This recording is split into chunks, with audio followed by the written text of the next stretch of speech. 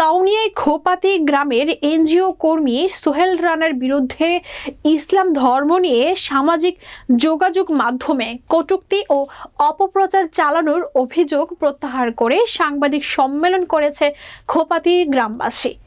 কাউনিয়া উপজেলা প্রতিনিধি সাইফুল ইসলামের প্রতিবেদনে দেখুন বিস্তারিত। সোমবার দুপুরে উপজেলা নির্বাহী কর্মকর্তার সম্মেলন কক্ষে যৌথ সাংবাদিক সম্মেলনে এলাকাবাসীর পক্ষে লিখিত বক্তব্য পাঠ করেন ছাত্র সমন্বয়ক মিঠু মিয়া। লিখিত বক্তব্যে তিনি বলেন, আমরা খোঁজ নিয়ে জানতে পেরেছি যে দুষ্কৃতকারীরা তার আইডি হ্যাক করে তার আইডি থেকে ইসলাম বিরোধী নানা পোস্ট করেছিল। সোহেল রানা পোস্ট করেননি। এই বিষয়টি মিথ্যা ও বানোয়াট।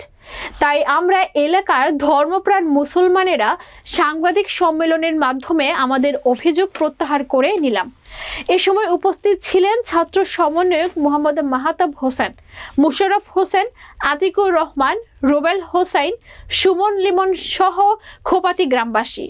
গত 30/8/2000 রোজ শুক্রবার আমাদের একই গ্রামের বাসিন্দা যুব সংগঠক সোহেল রানার বিরুদ্ধে সাম্প্রদায়িক ইসলাম বিরোধী কটূক্তির অভিযোগটি ভিত্তি হিসাবে প্রমাণিত হওয়ায় 1/9/2000 উপজেলা নির্বাহী অফিসার এর কার্যালয়ে প্রদানকৃত স্মারকলিপি পত্র 9/9/2024 রোজ সোমবার আমরা একই এলাকার বাসিন্দা অভিযোগকারী সকলে মিলে স্মারকলিপিটি প্রত্যাহার করেছে।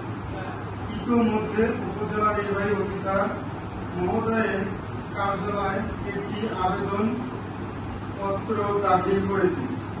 আমরা উভয় পক্ষ মিলে আনিত অভিযোগ প্রত্যাহার করে নিলাম। ভবিষ্যতে কখনো কোনো দ্বন্দ্বে জড়াবো না, প্রতিজ্ঞাবদ্ধ হলাম।